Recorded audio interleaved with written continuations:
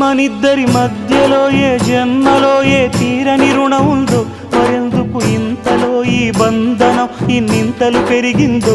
అమాయకమైన నీ చిన్నారి నవ్వును ఏ తల్లి కందో, ఇటే నీ దారి ఉందని నిన్ను ఏ సుడి గాలి పంపిందో.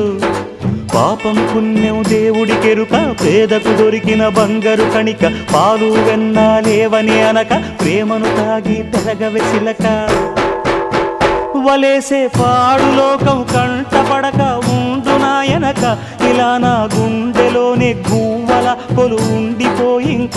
ఇటే పోస్తే ఎమున్నైనా నిలేస్తానే, మరింక ఏ కీడు నీ వంక రాలేదు.